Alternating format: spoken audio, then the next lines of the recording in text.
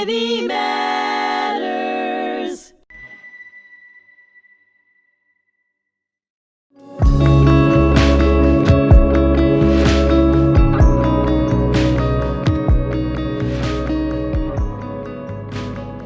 Hello, this is Bernie Furshpan here at the Holocaust Memorial and Tolerance Center. I'm your host of Raised by Survivors here on HMTV. Humanity Matters. Thank you so much for joining us today. I have a very, very special guest who has an incredible background, and he's got an incredible story to tell about his father's harrowing survival story in France. And it's just another amazing story that he made it out alive and ended up in the United States. My guest here is David Richman. Thank you so much, David, for being with us today. Thank you for having me. You wrote an article did. About your father, and you grew up. Was your mother also a Holocaust survivor? No, she was not. So it was just your father's story, Yes. and you grew up here on Long Island, New Hyde Park. New Hyde Park. And what was it like growing up with a Holocaust survivor? Quiet. As far as any discussion about his experience, there was none. Right. And actually, that was the genesis of the article that I wrote. He was a very European gentleman, meaning that he was very close to the vest. He didn't believe in sharing information with his children. I was the only child. He was loving, although he was reserved. Right. Other than hearing whispers during conversations over the kitchen table that I was not privy to, I would hear some reference to something that happened to him during the war. How old were you at that time? I was 5, 6 years old. Right. I have the same kind of memories, actually. They kind of like shied away. When did you start hearing the actual stories directly from him? I never heard the stories directly from him. And how did you find out about these stories? He passed away in 1985. And at that time, just as a matter of trying to clean up behind him, in a sense, my mother was still alive. But still, trying to gather information, just gathering life's baggage. I came across a box full of shards of documents, torn, yellowed, a lot of photographs that really meant nothing to me. There were, some of these very, very old turn of the century, meaning the 1900s, turn of the century photographs on cards. That was the way that photographs were shown back in those days. But again, shards of documents that meant nothing. So I began to try to piece together, to some extent, what I was seeing. There was one document in particular that was intact, and it was from a ministry in Paris, and it made reference. So, actually, for context purposes, the whispers that I was hearing at home, I would hear the word Pithiviers or something that sounded like Pithiviers or something along those lines, and I also heard whispers of in the conversations about him having escaped someplace, somehow. Right. And I came across this document, and as I said, it was intact, and it documented the fact that he had been imprisoned in Pithiviers outside of Paris, and that he had escaped. So it confirmed what I had been hearing, those whispers that I had been hearing. I find this very intriguing that he refused to tell you about the story. Because you heard the whispering, did you at any point ask him? No, it wasn't. That was not his nature. Right. Why do you think he kept it from you? Was it to protect you? Was it that he just wasn't interested in talking about it? Was it to protect himself? So as over the years, I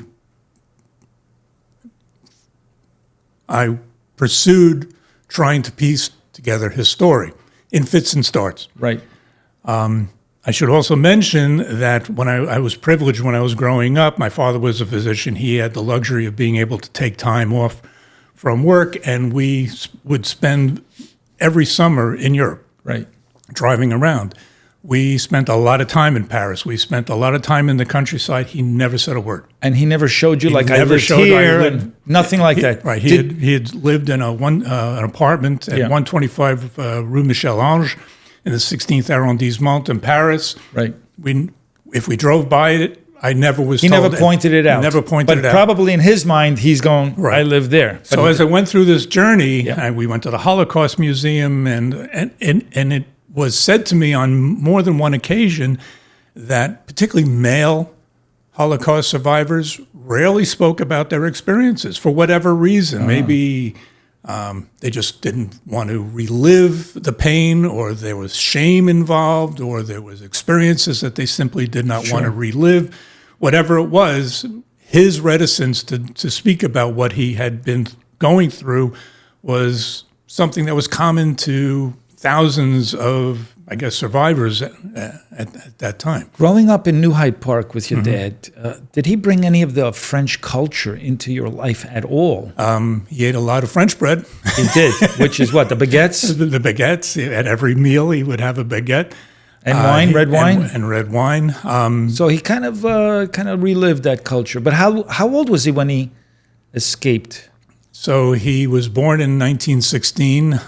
He and his mother and father emigrated to Paris, to France, and more specifically to Paris in 1926.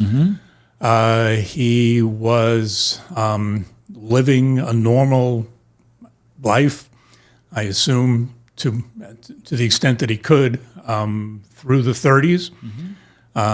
Although beginning in the late 30s, as I'm sure you know, and viewers may know as well, the atmosphere in France was changing dramatically. The Germans had not yet overtaken France, but there was war. They were fighting. There was war on the horizon.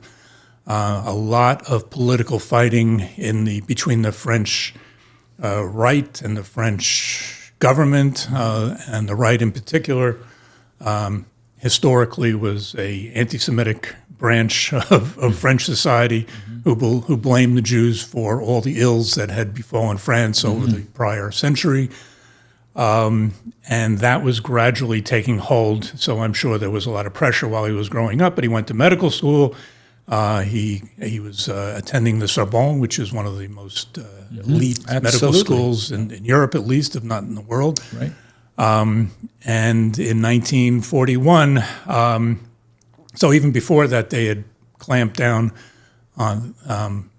Once the Germans came in 1940, they divided the country between occupied France and free France, and they basically turned the government over to the right in Vichy, which was actually in Free France, but it was the city that was the center for the government, and they passed laws, the Statute des Juifs, back in 1939, I believe.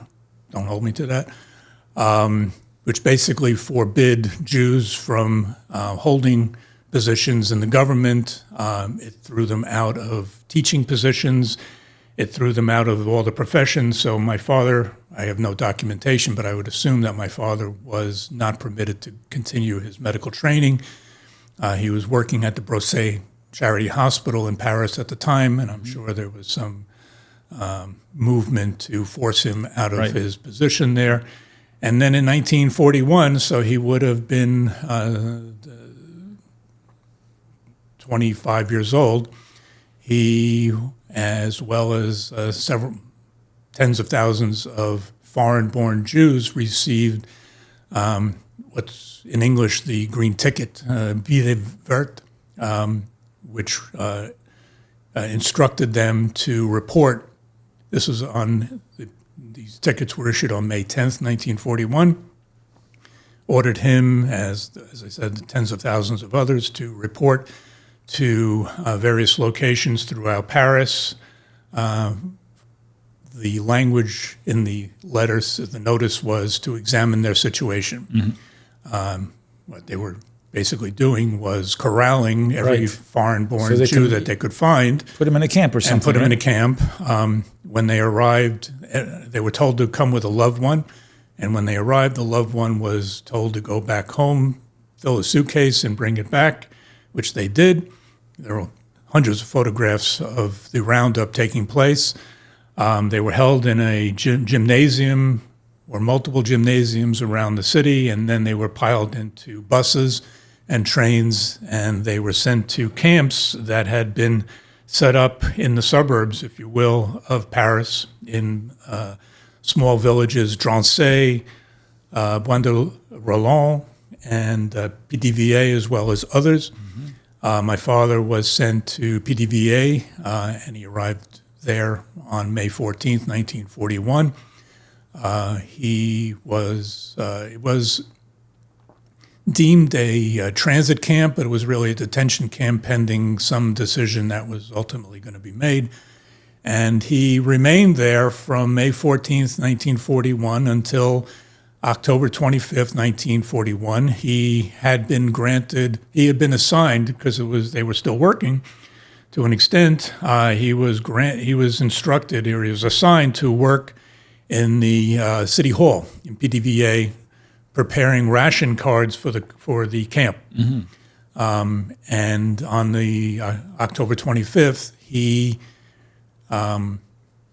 so I always laugh because it sounds like a Joe Cocker song. He went into the bath. He climbed out of a bathroom window. He went to the bathroom. That's a Beatles song, I think. She came in through the bathroom window. Yeah, he climbed out of the bathroom. Yeah, something like that. Something like that. And he ran. And there were several other prisoners who also managed to escape that day. It wasn't a conspiracy. They were at different locations. They didn't know each other, but there were several individuals who escaped that day. My father among them. The Nazis and the Vichy government were very good about keeping paperwork.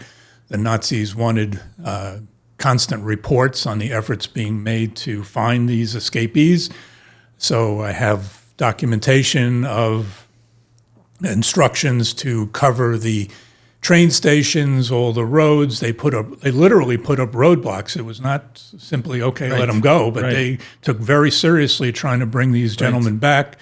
And somehow he may have had help. I would imagine that he must have had some help from friends or relatives back in Paris, because I also have I found in that box postcards about efforts of monies being paid. And this is all help. in French, correct? You It's all had in to have it French. all translated? Google is a wonderful Google Translate. I also had some French-speaking relatives or friends who tried.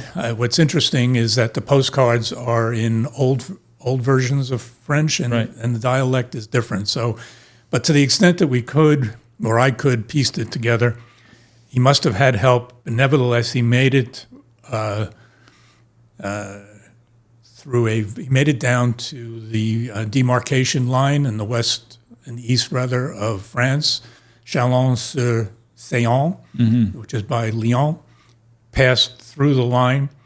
And his mother, by that time, had left Paris. She was living in Nice.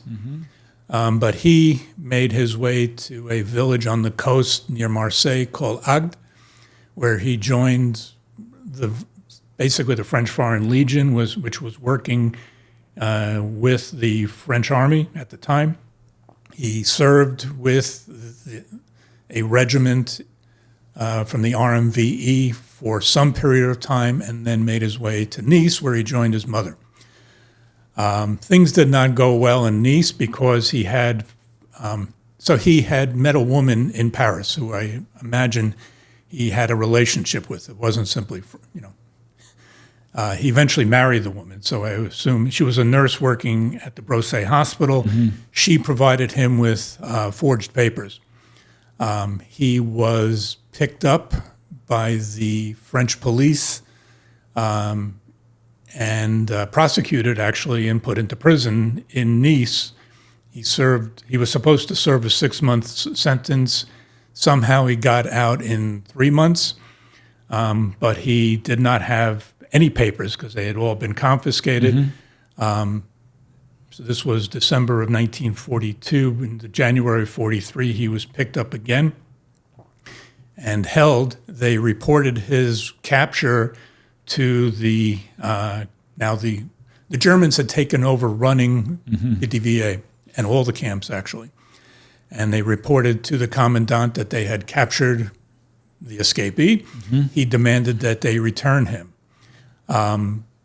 The French police were at that point working under the direction of the Italians.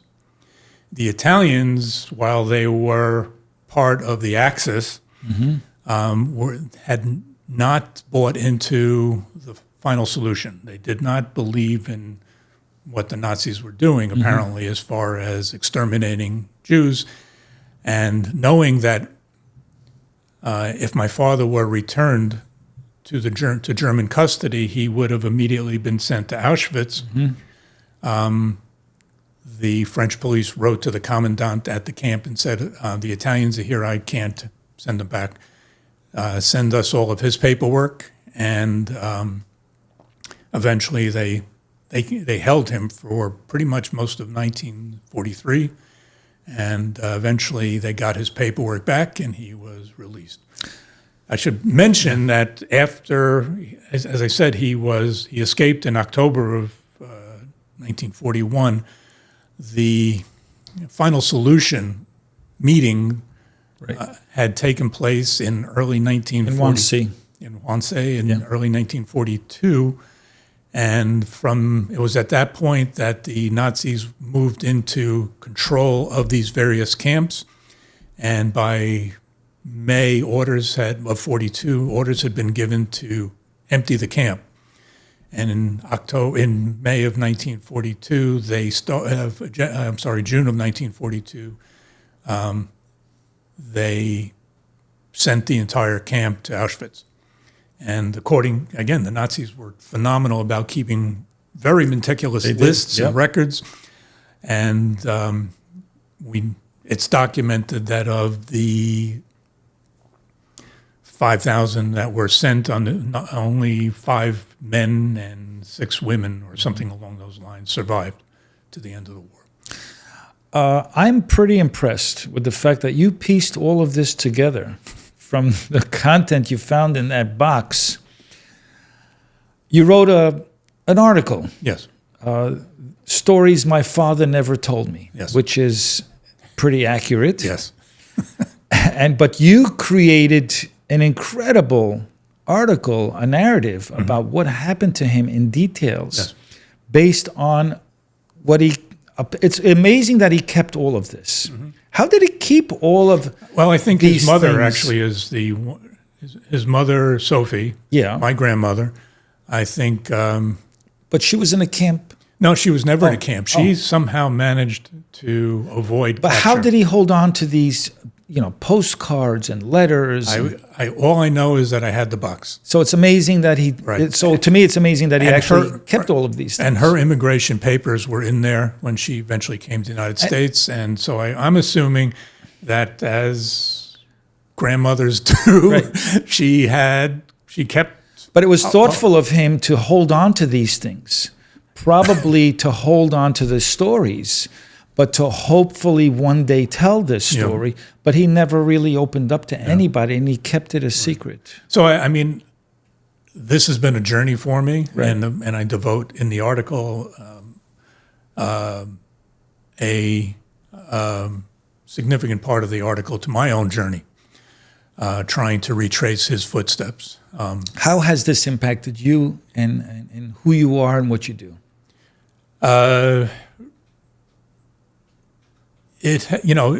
That document that I had told you about, that the one survived intact and confirmed his story, I put it under glass, and when my son was bar mitzvahed in 1998, I stood on the bima and I gave it to him in front of the congregation. And I told him that but for my father's courage, luck, but courage in managing to escape that camp, knowing that the camp, he, in all likelihood, would have been murdered in Auschwitz, given the numbers that we know about, that we wouldn't have been standing on that bema but for what he had done. Right. And told him then, and actually he got married in 2019, and I repeated a lot of this to the wedding party, many of whom were not Jewish and had no idea, and that's a whole nother story, but were blown away by what my father had been through. And I had told him at his bar mitzvah, and I told him at his wedding, that we owe it to him not to forget. Right.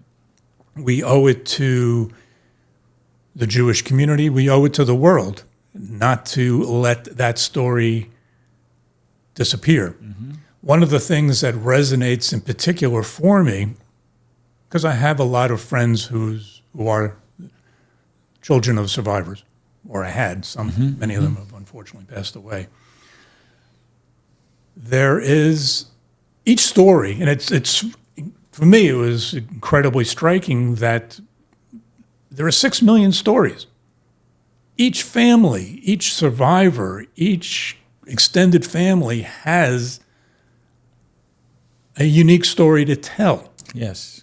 But they're all common. They're all the same story. Right. The genesis of all of these stories, whether they were held outside of Paris or Those they are were little buried in details, Belsen. but it's all stories of survival and stories of humanity. Right, exactly. And the efforts to escape or the interaction with family. Right, and other people trying to help. It's all the same stories. Or betray. Or betray. So people had choices, Yes. right? They could either do great things and rescue and save and feed, or they can point them out, all right? Or collaborate with the Nazis. And I mean, the article that I had wrote, and I don't know if we have the time today to get into it, but I lived with my father.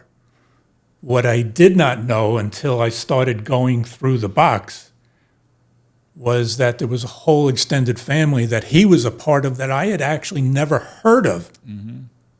I mean, I know about his father because my middle name is Eugene, and I was named after his father. His name was Eugene Richman. Uh-huh. But my grandmother was born Sophie Krasnotovska in Nikolaev, Russia, in the late 1880s. And she lived, my father, when they emigrated from Budapest to Paris, they joined her extended family in the apartment on Rue Michel-Ange, with her brother Savelli, her brother Matthias, and her sister Inesta, and her mother Regina. Mm-hmm. And I never heard of these people. I knew nothing about these people. And even in the documents that I came across, they were so damaged that it was hard to even see complete names. Mm-hmm. But I managed to piece it together. I give a lot of credit to, there was an organization in France that I hooked up with called Cercile, which was devoted to recreating or piecing together the history of the foreign-born Jews who were deported from France. And they were a huge source of information for me, and they helped me to at least know that the name Krasnotovsky meant something. Mm-hmm. And in our trip to Paris in 2007, because my wife and I traveled to France to kind of retrace my father's journey from Paris to Pithiviers and through Lyon, through that area, down to Nice. In part, I'm digressing, but there's a photograph in that box of my father sitting in a white summer suit with a book on his lap in front of the Place de Messina in Nice. Mm-hmm. And I wanted to end my journey sitting in the same bench that he was sitting in. I thought it would be poetic. I thought it would bring closure. Yes. it turned out that a year before we arrived, they had renovated the entire area, so the bench was gone. So whatever. It was devastating. We went to the Shoah Museum in Paris, which if you've ever... I was there just about 3 weeks ago. Oh, it's an amazing place. So you know about the Wall of Remembrance. Yes, on the outside. Right. So we had... the librarians, they were very helpful, and I gave them the address, the 125, and they were able, through the address alone, to come up with a lot of information, which was very, very helpful. We know that one of her brothers, her older brother, Savelli, and her sister, Ernesta, were picked up during the Valdiv roundup in July of 1942. And there may have been some betrayal. That's one of the cards. Somebody had paid, and my grandmother was admonished by a friend who said, you should never have trusted this guy, and whatever. But they were picked up. They spent several horrific days in Valdiv. It's well documented, the conditions at the Valdiv. That's the velodrome in Paris. Right. They kept people there, thousands of people, men, women, and children, mostly women and children, in horrific conditions, without sanitary, without food, without water, for 6 days, I think. They eventually shipped them to Auschwitz. Yeah. In July of 1942. I have one of those postcards that I had mentioned, is a truly heartbreaking card, because Savelli writes to my grandmother and says, I expect we're going to be taken someplace tomorrow, and they know what's going on. By then, it's well known what is happening to people. And I've lived a long life. I can accept this, but poor Ernesta, she's so young. Her life has only just begun. It's horrible that this is happening. And of course, the next day they were put into cattle cars, taken to Auschwitz. And they met their fate. And they met their fate. I am assuming, again, I keep repeating, but the Nazis were very good at keeping lists or information about their prisoners. Their Ernesta vanished into thin air, and I can only assume there's no record of Ernesta. When they emptied the cattle cars, they directed her to the showers, and she disappeared there. My great uncle lasted 1 month, and he died on August 18th, 1942. They actually have an autopsy. They have a death certificate, and he died of starvation. So in summary, basically, many Jews that ended up in the gas chambers, their records there was no records, or there was no documentation of their existence even, and so we don't even know actually the accurate number. Yes. But this unfortunately ends our conversation, and I'm so blown away by how you pieced together this puzzle of your father's story. Your story is an incredible story that you were so compelled to do it, and so driven to tell this story, to write the article, and hopefully get it published. That'd be nice. And but just the fact that you put it together, it's so meaningful to you and your son. And I want to thank you so much for joining us, David. Sure, my pleasure. Now, do you pronounce your last name Richman to some people, or Richman? Only Richman. Only Richman. My father changed his name. He changed it from Richman to Richman. So, David Richman, thank you so much for being a part of this podcast. Pleasure. And I want to thank all of you for joining us today. Make sure to watch all of our podcasts on HMTV, on all the major platforms. Until next time, I'm Bernie Furshpan.